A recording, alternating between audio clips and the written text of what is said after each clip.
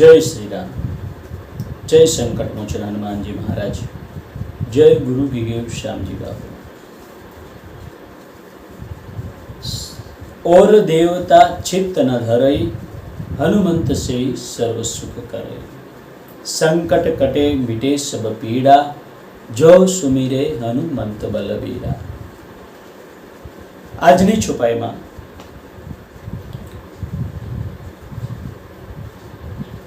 તુલસીદાસજી એમ કહે છે કે ઓર દેવતા ચિત્ત ન ધરે, અને આ શબ્દ ઉપર લગભગ ઘણા લોકોને વાંધો છે કે ખાસ કરીને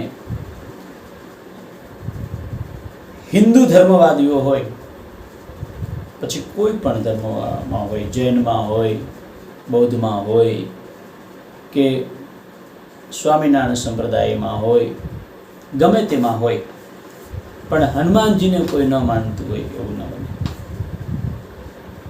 પણ પછી એમને પ્રશ્ન એવો થાય, કોઈ માતાજીને માનતા હોય તો એ અહીં આવું કેમ લખ્યું છે, ઓર દેવતા ચિત્ત ન ધરઈ, તો શું અમારે બીજા દેવતાઓને માનવાના નહીં? અને ઘણા પંડિતો એવી રીતે સમજાવવાની કોશિશ કરે છે કે તુલસીદાસજીનો કહેવાનો અર્થ એવો થાય છે કે તમે જે દેવતાને માનતા હોય એને એકને જ માનો, એને એકને બરાબર ધ્યાનથી માનો, બીજા દેવતાઓમાં ને માનવાની જરૂર નથી. બધાને માનશો તો તમારું કામ નહીં થાય. એટલે બધા અલગ અલગ રીતે તર્ક આપતા હોય છે અને બધા સાચા જ હોય, કેમ કે આ તો બ્રહ્માંડ છે. અહીં કોણ કેટલું સાચું એ કોણ કહી શકે? એક સવાલની સામે હજારો તર્કો ઊભા થતા હોય છે, એક સવાલના હજારો જવાબ થતા હોય છે. દરેક જવાબ ખોટા નથી હોતા અને દરેક જવાબ સાચા પણ નથી હોતા. એટલે પૂર્ણ સત્ય સમજવું એ કાળા માથાના માનવીઓ માટે અશક્ય છે, અને પૂર્ણ અસત્ય કહેવું એ પણ માણસ માટે અશક્ય છે. એટલે અહીં તુલસીદાસજી એમ કહે છે કે ઓર દેવતા ચિત્ત ન ધરે. અને તુલસીદાસજી ક્યારેક એવા સંકુચિત મનના માણસ ન હોય, એ તો સંત છે, એણે તો બધાની વંદના કરી છે. તો તુલસીદાસજીએ જ રામાયણની શરૂઆતમાં કોની વંદના નથી કરી? ગણપતિથી માંડીને બધા જ દેવતાઓની વંદના કરી છે, બધાને સમર્યા છે. અરે અસુરોને પણ વંદન કર્યા છે, અસુરોને પણ સમર્યા છે, બધાને વંદન કર્યા છે. તો પછી અહીંયા હનુમાન ચાલીસામાં એવું કેમ લખે કે ઓર દેવતા ચિત્ત ન ધરે? પણ હા, અહીંયા આપણે ચિત્તનો અર્થ કદાચ થોડોક હળવેકથી લઈ લીધો. ચિત્તનો અર્થ એવો થાય કે મગજની અંદર બનતું એક ચિત્ર.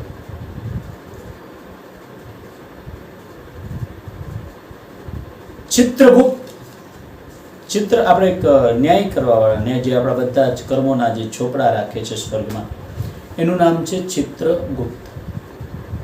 એનો અર્થ એવો થાય કે ગમે એવા ગુપ્ત ચિત્ર હોય એના ડેટા તમારે એની પાસે છે. ચિત્રગુપ્ત એક તત્વ છે. ખબર નથી ફિલ્મમાં બતાવે એવી રીતે પાઘડીવાળા ચિત્રગુપ્ત હશે કે નહીં હોય, એવું કોઈ સ્વર્ગ હશે કે નહીં હોય, પણ એક કર્મનો હિસાબ રાખનાર પાસે તમારા બધા જ ગુપ્ત ચિત્રો છે કે તમે જે કાંઈ કાર્યો કર્યા છે, બંધ બારણે કર્યા છે, ભોયરામાં ઉતરીને કર્યા છે, સાદર ઓઢીને કર્યા છે, બાથરૂમમાં બેઠા બેઠા કર્યા છે, નાતા નાતા કર્યા છે, બધા જ ચિત્રો એ ચિત્રગુપ્ત પાસે છે. તમામ ચિત્ર. એનાથી તમે છટકી શકો નહીં, ત્યાં તમે ખોટું બોલી શકો નહીં. ત્યાં તમે તમારા મગજની અંદર પણ જો ખોટા ચિત્ર કે સાચા ચિત્ર ઊભા કર્યા છે તો એ ચિત્રનો રેકોર્ડ પણ, એનો ડેટા પણ એ ચિત્રગુપ્ત પાસે છે. એટલે હનુમાનજી, તુલસીદાસજી કહે છે કે ઓર દેવતા ચિત્ત ન ધરી. તમારા મગજમાં બીજા કોઈ દેવતાનું ચિત્ર ન હોવું જોઈએ. કેમ? કેમ કે એને આખે હનુમાન ચાલીસામાં હનુમાનજીની ઉપાસના બતાવી છે, સ્તુતિ કરી છે. અને એમને હનુમાનજી એ વખતે પરસો પૂર્યો છે જ્યારે હનુમાન ચાલીસા એને લખી છે ત્યારે. અને એને ભરોસો છે કે હનુમાનજી જેવું કોઈ સ્વામી નથી, કોઈ રક્ષક નથી. એટલે એને કહ્યું કે,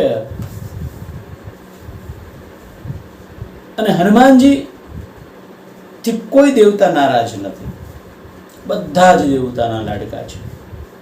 કયા દેવ એવા છે કે જેને હનુમાનજીને વરદાન નથી આપ્યું? અને કયા દેવ એવા છે કે જેને હનુમાનજીની જરૂરિયાત નથી પડતી? બધી જ જગ્યાએ હનુમાન તો છે જ. તો ચિત્તનો અર્થ થાય, એક બહુ સામાન્ય રીતે દાખલો સમજો. ચિત્ત ઓર દેવતા ચિત્ત ન ધરીનો મતલબ એવો કે બિલકુલ ન થાય કે બીજા કોઈ દેવતાઓને માનવાનું નહીં. એવો અર્થ બિલકુલ ન થાય કે બીજા કોઈ દેવતાઓને નમવાનું નહીં. એવો અર્થ બિલકુલ ન થાય કે બીજા દેવતાઓના મંદિરે જવાનું નહીં. એવો અર્થ બિલકુલ ન થાય કે બીજા દેવતાઓને નિવેદ ધરવાના નહીં. બિલકુલ એવો અર્થ ન થાય. એ બધી ફરજો પૂરી કરવાની. ગામ દેવતા, કેમ કે રામાયણમાં ઉલ્લેખ છે, કૌશલ્યાજી ગામ દેવતાઓને પૂજે છે, વન દેવતાઓને પૂજે છે. જ્યાં જ્યાં જેવા દેવતાઓ છે એ બધાની પૂજા કરવી જ પડે, એ બધાને માથું નમાવવું જ પડે. તો અહીં અર્થ એવો થાય છે કે ઓર દેવતા ચિત્ત ન ધરી. તો એક નાનો એવો દાખલો આપો કે એક બાળક હોય અને બાળકનો પિતા કે માતા સમર્થ હોય. બાળકને એમ હોય કે મારી માતા છે સમર્થ છે, તથા પિતા મારો સમર્થ છે. અને સીધી વાત છે, બાળકને જરૂરિયાત પડતી હોય, ઘણી બધી વસ્તુઓની જરૂરિયાત હોય. અને એ બાળક શેરીમાં બધાની ઘરે જઈને રમતું હોય. 8-10 વર્ષનું બાળક હોય, બધા છોકરાઓ સાથે રમતું હોય. એમના કાકા દાદા આજુબાજુમાં રહેતા હોય. બધાને સવારમાં ગમે ત્યાં મળે તો નમસ્કાર કરતા હોય, જય શ્રી કૃષ્ણ કરતા હોય, રામ રામ કરતા હોય. બધાનું માન સન્માન જાળવતા હોય, બધા એને પ્રેમ પણ આપતા હોય. પણ એને કોઈ પણ વસ્તુની જરૂરિયાત હોય તો એના ચિત્તમાં ન તો કોઈ શેરીનો માણસ આવશે, ન કોઈ એના કાકા દાદા આવશે, ફક્ત એના પિતા જ આવશે, અથવા તો એમના પરિવારના વડીલ જેમને મદદ કરતા હોય એ આવશે. એટલે કે ચિત્તમાં એના પિતા જ આવશે કે મારે ઉત્તરાયણ દિવાળી આવી છે, ફટાકડા લેવા છે, તો સીધું ચિત્ત આવશે પપ્પા જોડે, પપ્પા મને ફટાકડા. એના ચિત્તમાં બીજું કોઈ નહીં આવે, કેમ કે એને ખબર છે મારા પપ્પા જ મને લઈ દેશે, બીજું કોઈ નહીં લઈ દે. અને મારે કદાચ બીજા લઈ દેશે તો 1-2 વખત લઈ દેશે કે થોડાક લઈ દેશે, પણ મારી જરૂરિયાત જો કોઈ પૂરી કરી શકશે તો એ મારા પિતા જ છે. એટલે એના ચિત્તમાં એના પિતા આવી જશે. પપ્પા મારે ફટાકડા લેવા છે, ઉત્તરાયણ આવશે, ખીર આવશે, તને પતંગ લેવા છે, તો સીધું એના ચિત્તમાં આવશે એના પપ્પા. કેમ કે એની જરૂરિયાત પતંગની, દોરીની એના પપ્પા જ પૂરી કરી શકશે. એને ક્યાંય પણ ફરિયાદ આવશે, ભણવા માટે ચોપડાની જરૂર પડશે, તો એના ચિત્તમાં આવશે એના પપ્પા કે મારા ચોપડાની જરૂર છે, કોણ લઈ દેશે? તો મારા પપ્પા જ લઈ દેશે, મારા પિતા જ લઈ દેશે. એને કોઈ હેરાન કરશે, પરેશાન કરશે, તો એના ચિત્તમાં કોણ આવશે? પપ્પા. હું પપ્પાને કહી દઈશ કે મને પેલો પરેશાન કરે છે, તો પપ્પા જ આવશે એના ચિત્તમાં. એના ચિત્તમાં પહેલું ચિત્ર એના પપ્પાનું આવશે. અને એના પપ્પા સમર્થ છે બધું પૂરું, બધા કાર્યો પૂરા કરવાનું. પછી શું કામ શેરીના કોઈ બીજા પાસે એ માગે? પછી શું કામ એ કોઈ કાકા પાસે કે મામા પાસે કે માગે? એના પિતા છે, સમર્થ છે. એને આપવા માટે, અને કરુણાવત્સલ પણ છે. તો શું કામ બીજાનું ચિત્તમાં ધરાવે? તો તુલસીદાસજી એમ કહે છે કે મારો હનુમાન બધી રીતે સમર્થ છે, ભૂત પિચાચ નિકટ નહીં આવે, મહાવીર જબ નામ સુનાવે. દુર્ગમ કાજ જગત કે જેતે, સુગમ અનુગ્રહ તુમરે તેતે. ગમે એવા દુર્ગમ કામ હોય તો એ પણ સુગમ બનાવી દે છે. ગમે એવી નડતર હોય, ભૂત પિચાસ ગમે તે હોય, સંકટ કટે મિટે સબ પીડા, જો સુમિરે હનુમંત બલબીરા. જો મારો હનુમાન આટલો બધો પ્રભાવશાળી છે, આટલો શક્તિશાળી છે, તો બીજા દેવતાનું ચિત્ત કામ મગજમાં લેવું છે? તો ઓર દેવતા ચિત્ત ના ધરી, તો પછી બીજા દેવતાનું ચિત્ત ધરવાની ક્યાં જરૂર છે? હનુમંત સે સર્વ સુખ કરી. હનુમાનજી બધા જ સુખ આપી શકે એમ છે. અને આમે એક દોહામાં લખ્યું છે, બહુ સરસ રીતે લખ્યું છે કે મોક્ષ પ્રદાન કરવા માટે, મેં કદાચ આમાં ઉતાર્યો હોય તો અત્યારે હશે એ દોહ, કે મોક્ષ પ્રદાન કરવા માટે હા રામ છે, પણ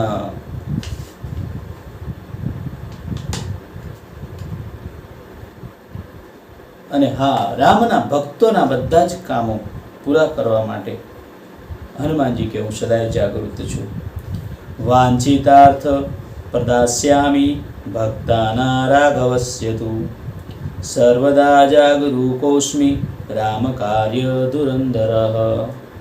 શ્રી રાઘવેન્દ્રના પ્રિય ભક્તોના સર્વ વાંચનાઓ હું પૂરી કરું છું. હનુમાનજી કહે છે રામ કાર્યો કરવા માટે હું સર્વદા જાગૃત છું.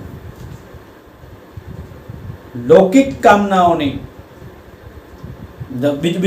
બીજો સરસ શ્લોક છે, નેવયોજ્યો રામ મંત્ર કેવલમ મોક્ષ શાવક, એહિ કે રામ એહિ કે સમનો પ્રાપ્યેમાં સ્મરેન રામ સેવક. મોક્ષ માટે તો ભગવાન શ્રી રામનું નામ છે જ, પણ લૌકિક કામનાઓની દરેક વૃત્તિ માટે આ રામનો સેવક, મુજ રામ સેવકનું સ્મરણ કરું.